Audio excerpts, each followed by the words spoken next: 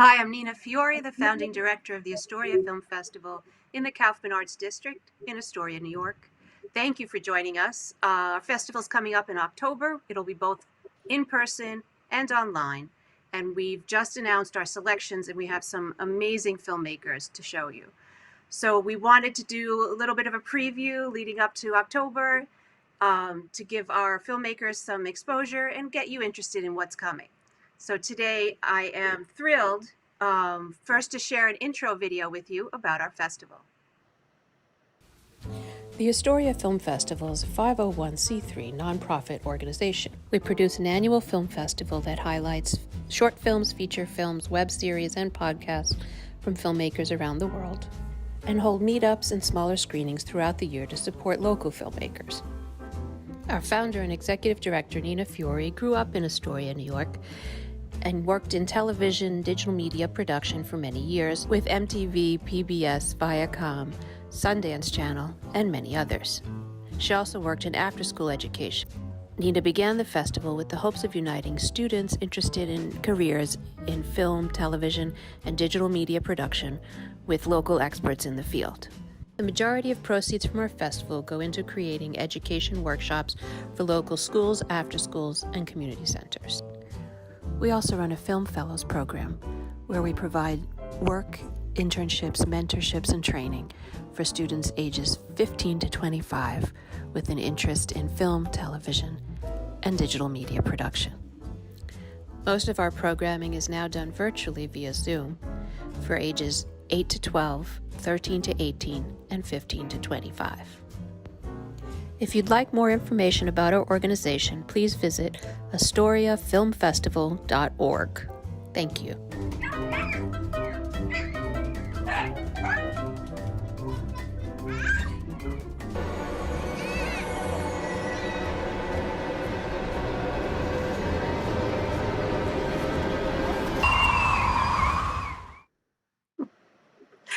Thank you so much. Today I have with me two of our festival filmmakers, and I am very excited to bring them on, both amazing female filmmakers who I look forward to talking to. So our first filmmaker is Jasmine Dorothy Haefner, and her film 28 is Great is going to be featured in our festival in October. So welcome, Jasmine. Hi. Could we get some wild sound on that?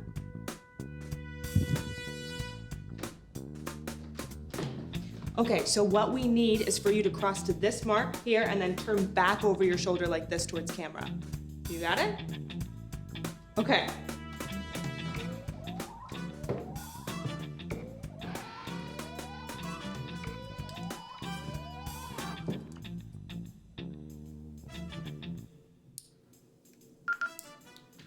Jasmine, tell the DP that she's gonna do something out of frame and to just adjust for it. Excuse me, Jasmine. Jasmine just wanted to let you know there's gonna be a little hand action out of frame and to just adjust to it. Tell her to just flow with it. She says to just flow with it. Yeah, tell her to just go with it. I like her eye. She says she likes your eye. That's why she hired me. She says that's... Hi, how are you? Good, how are you? My bad, I was introducing you before showing the film, but welcome. I'm so happy to have you here. Thank you so much, Nina. So how are you? Welcome to the festival. Thank you, kindly. So can you tell us a little bit about your background and how you came into acting and filmmaking? Yeah, absolutely. I guess I all started when I was a young kid, but really I graduated with my BA in theater arts from Stony Brook University in 2015, and I've been living in Queens, New York, and working in New York City for the past 6 years. And recently, in the past, I guess since fall 2019, have been writing and therefore producing my own work. And that's what I'm most interested in as a filmmaker, is making work that I can also perform in, a la Ricky Gervais, Amy Poehler, Tina Fey, Michaela Cole, Josh Thomas, all of these folks who make things that they act in. I find it very fulfilling, and that's where I'm directed as a filmmaker. So how did you get started with writing and directing?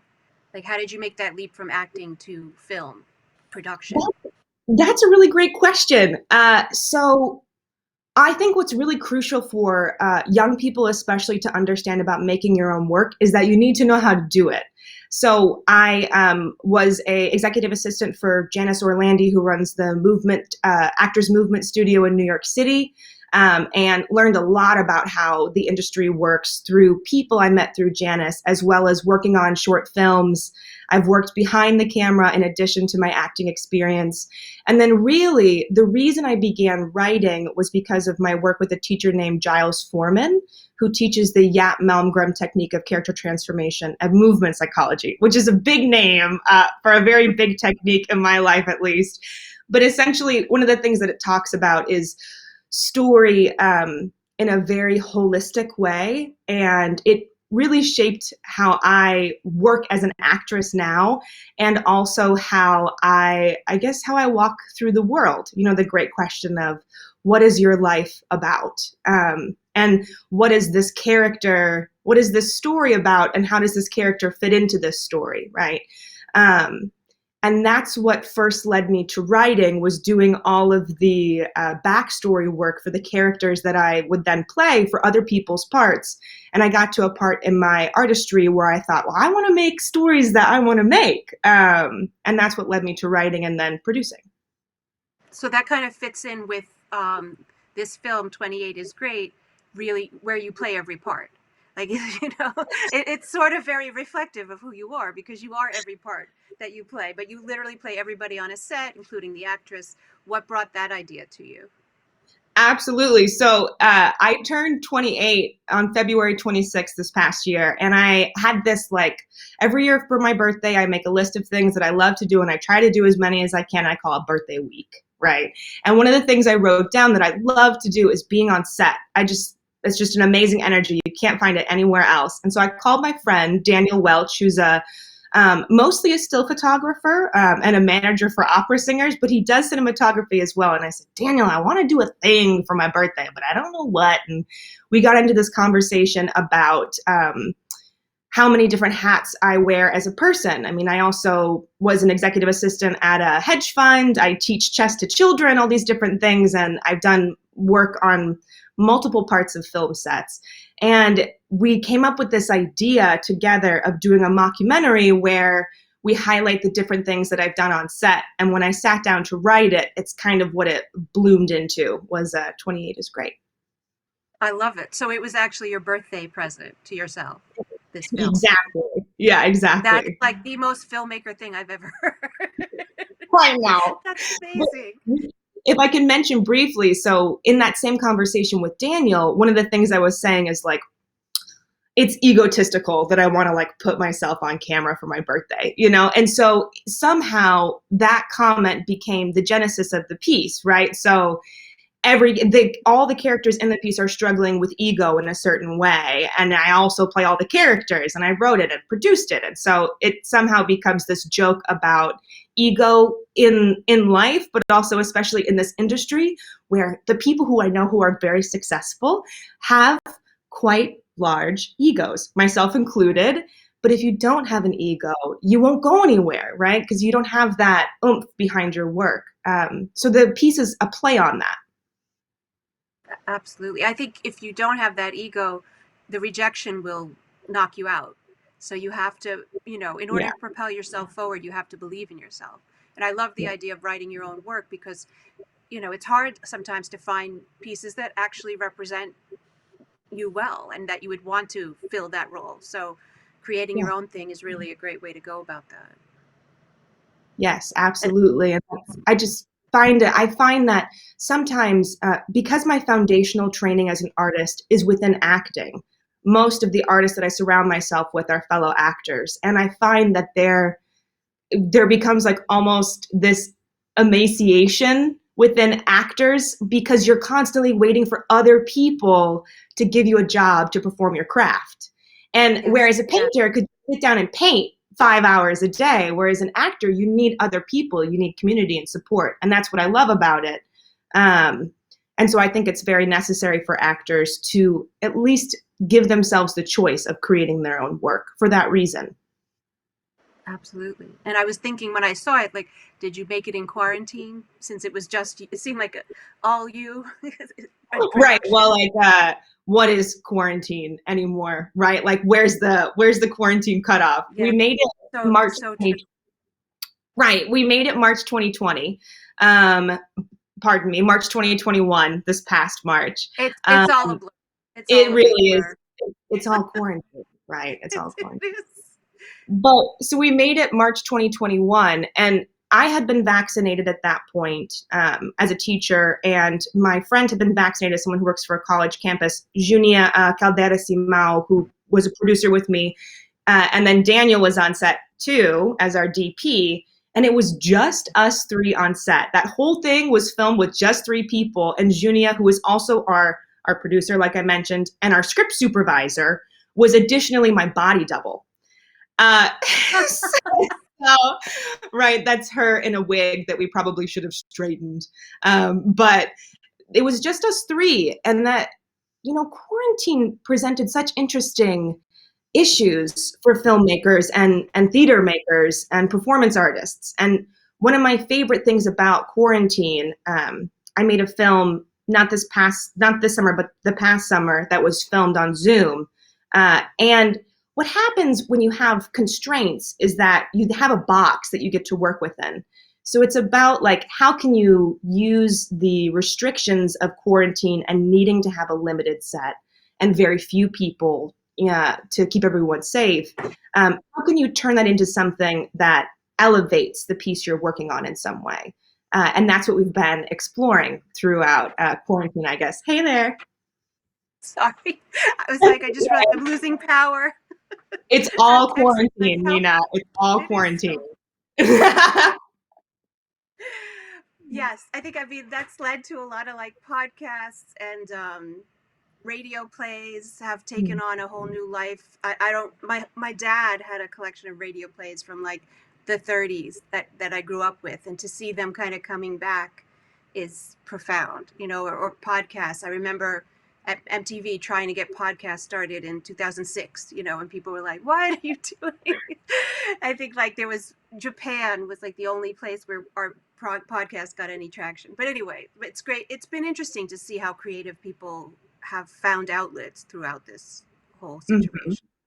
Yeah, and I worked with Knowledge Workings Theater Company to do a full-length play right when quarantine started. We did it last summer, so we developed it at the beginning of quarantine, and we did that full-length play off book on Zoom and did a 7-show run through Zoom. That Wow. was a pay-per-view run, and it was this amazing experience. And the reason I'm mentioning it is because several actors in the play who are older than I am mentioned that it's like a radio play. And what is this mixed genre thing of like, if it was a radio play, we would be on book. And if it was a stage play, it would be easier to be off book because you have blocking. Yeah. So all of these things come into play. And it's really, I think that this is like my generation's experimental theater is what's happening now. It's definitely a challenge that I've seen a lot of people rise to, So I've really enjoyed seeing how people, figure out how to still produce in these Yeah, very hard times. Well, thank you definitely. so much. You are wonderful. I look forward to seeing you at the festival and to sharing your film with everybody. It's funny. The thing is, you say it's about ego, but it's such a sarcastic, like poignant look at ego that it's hysterical. It's very well Thank done. you. Thank you so much, Nina. That's really kind of you. I can't wait either. I'm so excited to go to an in-person festival. It's been a while. So. Yeah. Well, we did ours last year, and let's hope Delta doesn't keep us from having a larger crowd, but we'll do it regardless. It would just be less people. Right. May Delta bring us together instead of separating us. So what made you choose to submit to Astoria Film Festival? Oh, well, this is a great story. Oh, wow. Right. Astoria Film Festival promoted a young female filmmaker looking for an actress for a short film. Yes. And when I see things like that online, I go, okay, this is, probably a college student who needs someone. But it was filming in my neighborhood in Regal Park in Queens. And I thought, well, this is cool. Why not go do this thing? I didn't have very many chess lessons that day. And so I went to go help these wonderful young female filmmakers, only High to school discover students. high school students. Exactly. Yes. They go to Frank Sinatra High School. Kat Yep. Elmbaum was the director there, and we shot this cool little film together. And they sent me the final copy, and I was very happy with the product that we had made in such a short period of time, with people who, relatively speaking, have very little industry experience. And that's how I got to know Astoria Film Festival, through all of the work I know you do now with supporting young filmmakers. And then after I did that, I decided to submit to the film festival with my own work. That's great. Well, her film is in it, so you're in it in the youth section as well. Yes. Are you serious? Yeah. I'm so excited. Okay, I'll bring it down. I'm very excited to hear. No, please rejoice. It's good. Yeah. That's Amazing. awesome. Yeah. Yeah, and she was thrilled to find you. So thank you for doing that. Anytime. Yeah. Well, thank you so much for being here. And I look forward to seeing you at the festival. Thanks so much, Nina. You too. Take care. Thank you so much, everybody. And next up, we have Rebecca Anton, who was a Frank Sinatra School of the Arts high school student, just graduated, and is now going to the Pratt Institute for Film. Young, but still an amazing filmmaker. Let's see a clip from the film that's going to be in our festival that she did, called Delusions.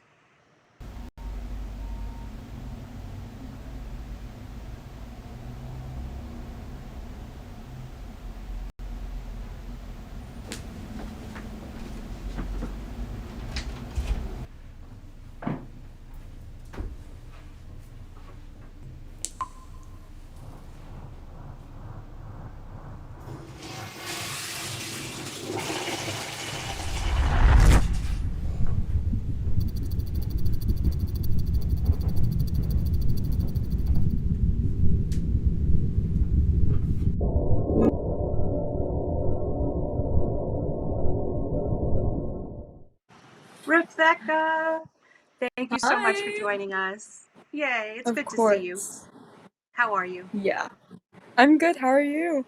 Good. So tell us a little bit about how you got started in film. Like, what was the thing that kicked you off at such a young age to want to go to a film high school? So basically when I was a little kid, I was more towards like the modeling and acting side of the camera. And then I was introduced to one of my family friends who was a photographer at the time, and he showed me like his DSLR and this like huge lens that was like bigger than my head. And I was like, you know what? Maybe this is something that I would prefer doing. So I guess that's where it kind of started. And then I started talking to more of like my family friends that were into editing, and I was like, you know what, maybe I do want a creative career. So I went to the high school, and now I'm going to college for it. It's wonderful. And how do you feel, like, how has the work you've done in high school kind of affected you, who you've become as a filmmaker? Because I've known you for now 3 years in high school, and I've seen and it's crazy, I know. I've seen you grow tremendously as a filmmaker, but what do you think? Thank you. How do you feel what did you take away from high school?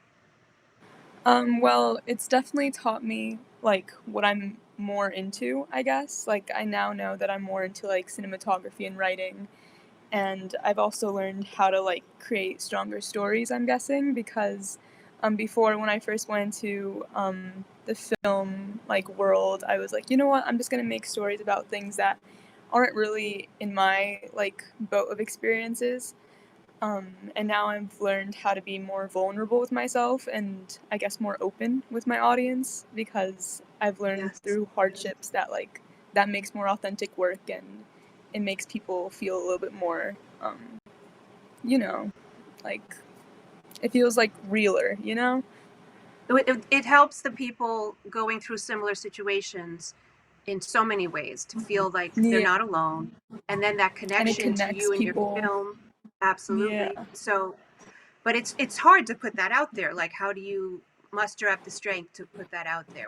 And if you want to talk a little about what Delusions is about and kind of what led you to create it, and if you had any hesitation about creating it. Oh yeah, I had so much hesitation.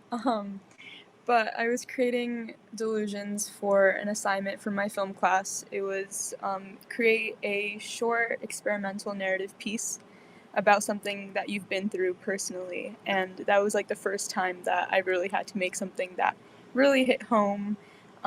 Delusions is about an eating disorder and a young female like dealing with it and, you know, coping with it honestly, and like at the end we see her like kind of getting to a better place. We don't see her fully get there, but you know, it's like baby steps. Um, Do you but ever yeah, fully get then there in that situation? I think it's yeah, always an ongoing struggle. yeah, exactly.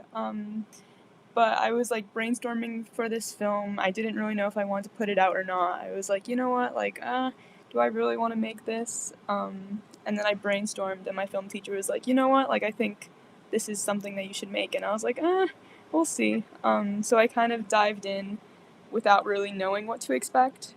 Honestly, if I knew what to expect, I don't think I would have made it if I knew like what I was gonna go through.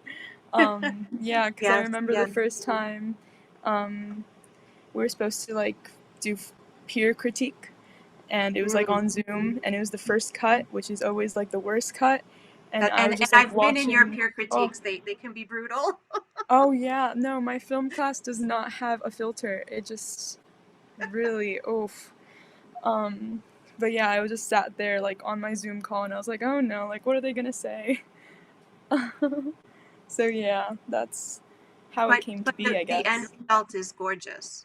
Yeah, The end thank you so result is much. gorgeous. I mean, many judges were just like, "Who is this girl? Like, where'd she come from?" I'm like, "She's a high school student." Yeah, high school. So, how did you pick Pratt? For I know you were kind of struggling at one point of where to go. What Yeah, made you decide? I went on like one of their Zoom calls, and it seemed like the people were really like friendly and genuine. And then they were talking about like how they're alumni and like what they're doing now, and I was like, you know what, like I can maybe see myself there. And I went around the like campus a couple of times. I like just walked around, and I was like, you know what, I can maybe see myself here. So I think I'm just jumping into it, you know, like I don't really know what to expect, but I'm gonna hope it goes well. I am sure it will go well. And I love that Yeah, you're. I know we talked about this, but I love that you're staying in New York because there's such a community here for film. So it's. I mean, you can find them all yeah, over, but you already have such a strong connection to a lot of filmmakers here. So exactly. Like, why I'm glad. leave? Personally, I'm glad you're staying. So. I'm glad too. So Rebecca's also been working with me as an intern this summer, and she's been helping out. We're creating a film with the Mount Sinai Queens Hospital, where we've been working with the nurses in a film workshop, and then they decided that they wanted to interview hospital staff about their experiences over the past 2 years.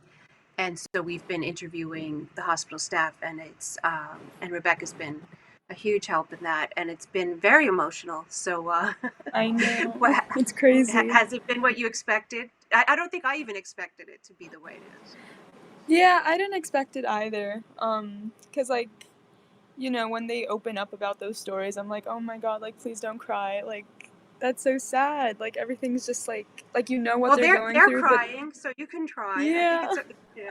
Filmmakers don't exactly. cry. Is that? Yeah.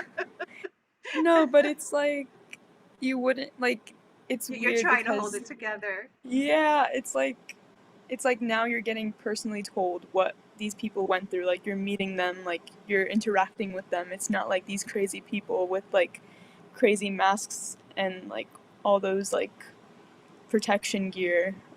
It's like people that have lives and have families and they're dealing with that. So it's crazy. Yeah. No, it hit me in a different way too. So Yeah. it'll be good. We'll be also premiering that at the festival, Yeah. and Rebecca's been one of the filmmakers on that. So, what do you have coming up? Anything that you've been working on? Other projects, or just getting um ready for school? I've just been getting ready for college, honestly. I took like a break because the entire year was just really rushing, getting through a lot of different projects. So I think now 2 months of break and then back to Pratt and back to work. Were you remote the whole time this year, or did you go in at all? I How went was in for like that? 2 months. So I had a senior year for 2 months. It wasn't horrible, honestly. Like, it was bad at the start because all the films were made, like, with little to no crew. So it was like it was like a weird change. But like for the last 2 months, it wasn't like too bad. So it's okay. Well, fingers crossed you get to actually make films at Pratt and not be remote. Oh, But yeah, it's all crazy. Yeah, after I after know. all talking to all the medical personnel, I'm like, oh no. I know, like, oh, like I don't want They're it to get worried. worse. They're worried about the fall, but fingers crossed. And looking forward, you'll be at the festival. Rebecca will actually be one of the assistants at the festival. You'll be interviewing and filming and moderating panels. She's like, I Yeah, am. cool. I'm ready for And it. she'll be starring in a panel, and your film will be featured. So I can't wait for the festival. I look forward to having you there. I look forward to seeing you in person again. Yes, same. Thank you so much for being Of on this course. and for everything and for being wonderful. Thank you, Rebecca. Of course. Bye. Bye. I know it's the wave. It's the wave. So that's our show for today. Thank you so much for joining us. This is Astoria Film Festival in the Kaufman Arts District in Astoria, New York. And we'll be bringing you these pretty often now between now and October so that you can see what's coming up, both online and in person, AstoriaFilmFestival.org. And we hope to see you soon. Thank you.